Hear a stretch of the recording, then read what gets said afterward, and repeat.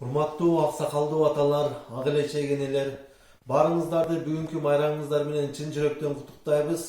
Ар дайым ден соолукта, төрүбүздүн көркү болуп жүрө бериңиздер. Майрамыңыздар кут болсун. Анда эмесе сиздер үчүн Өсөр Козиевдин Атама деген чыгармасын тартуулап коеюн.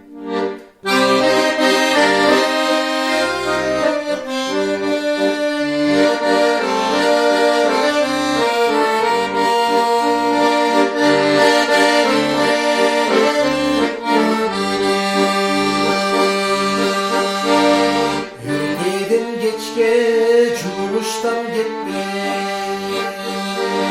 benim için işte tavanda işte